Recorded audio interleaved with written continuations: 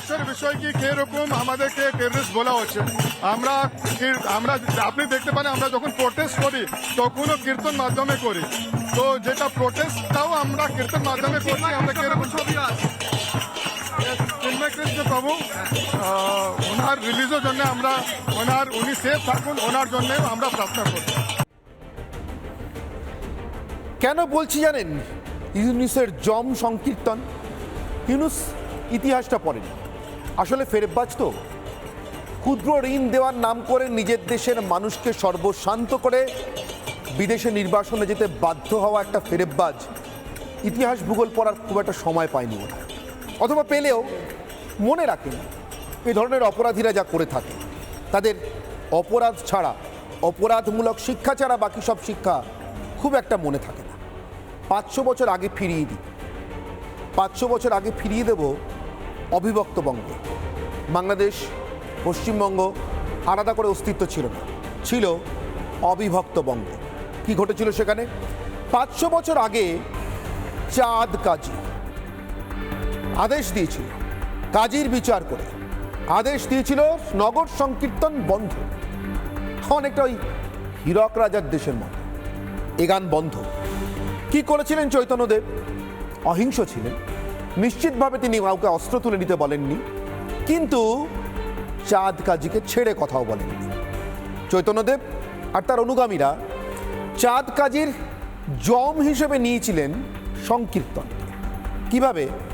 শ্রী চৈতন্য মহাপ্রভু তার অনুগামীদের নিয়ে মশাল মিছিল বের করেন শহর জুড়ে, চাঁদ কাজীর অত্যাচারের বিরুদ্ধে মশাল মিছিল। সেখানে খোল করতাল বাজানো হচ্ছিল। কীর্তনের সময় খোল ভেঙে দেয় কাজীর লোক। চৈতন্য মহাপ্রভু সরাসরি ওই মিছিলে থাকা সমস্ত মানুষকে নিয়ে সংকীর্তন করতে করতেই চাঁদ কাজীর বাড়িটা ঘিরে ফেলে। কিচ্ছু করেননি, বাড়ি ঘিরে অষ্টপ্রহর, জানেন আপনারা 8 প্রহরে 24 ঘন্টা মানে একটা দিন হয়। অষ্টপ্রহর চাঁদ কাজীকে হরিনাম শুনিয়েছিলেন। হরিনামে চাঁদ কাজী অতিষ্ঠ হয়েছিল কিনা জানি না, কিন্তু বোধহয় অন্তত ইউনুসের থেকে একটু বেশি বুদ্ধি ছিল চাঁদ কাজীর মাথায়। বুঝতে পেরেছিল কি করতে হবে। অতএব বাড়ি থেকে বেরিয়ে এসে নত মস্তকে ধুলো পায়ে, মানে খালি পায়ে চৈতন্যদেবের পায়ে পড়ে ক্ষমা চেয়েছিল, আর এমন কাজ করব না। সংকীর্তন বন্ধ হয়নি, চাঁদ কাজী রাজ্যপাট যেতে বসেছিল। ইউনুস এই ইতিহাস জানে না, জানলেও মনে রাখে না, তা বলে ইতিহাসের পুনরাবৃত্তি তো আটকানো যায় না।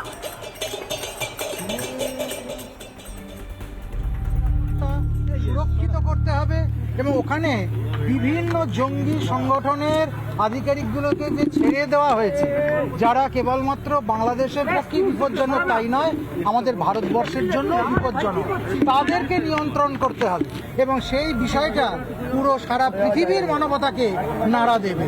আমরা কোনো ধর্মের পক্ষ থেকে নয়, আমরা মানবতার পক্ষ থেকে এই নিরাপত্তা দাবি করছি।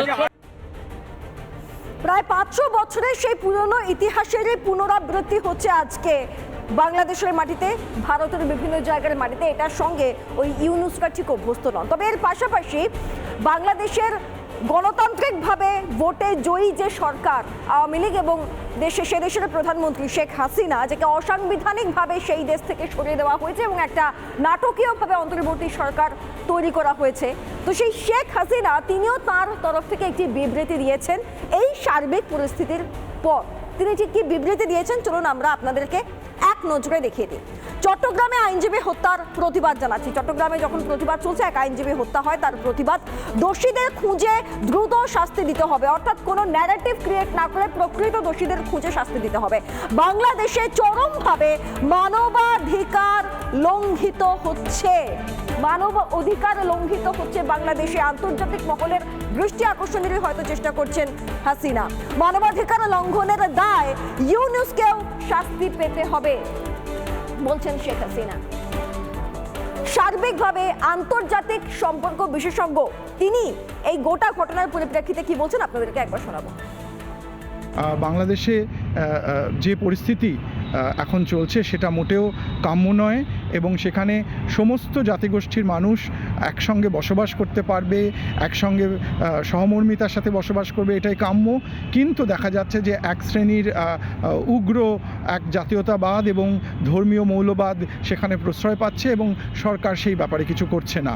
এবং আমরা আশা করছি যে বর্তমান সরকার, ইউনূস সরকার, তারা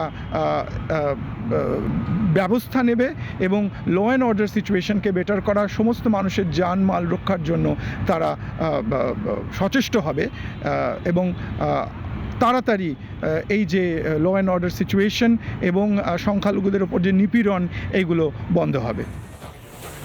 জমের গায়ে হাত দিয়েছে ইউনূসের জম সংকীর্তন। বাংলাদেশের সমস্ত আপডেট আমরা ছিলাম, আছি, থাকবো আপনাদের সঙ্গে। কিন্তু রিপাবলিক বাংলার এই মুহূর্তে প্রাইম টাইমে আপনাদের কাছ থেকে বিদায় নিতে হবে। ইউনূসের জম সংকীর্তনের পর বাংলাদেশে কী কী ঘটছে জানাবার জন্য কিছুক্ষণের পরেই নতুন খবর নিয়ে, নতুন আপডেট নিয়ে আমরা ফিরে আসবো, তাই তো সুজিতা? একদম, দেখতে থাকুন রিপাবলিক বাংলা।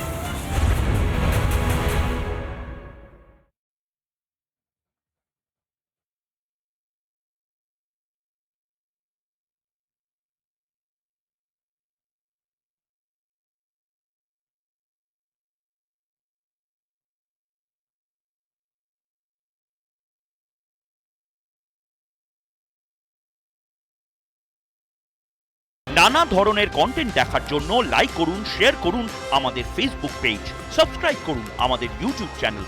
পাশাপাশি অন্যান্য ব্রেকিং নিউজের জন্য অবশ্যই চোখ রাখুন রিপাবলিক বাংলায়।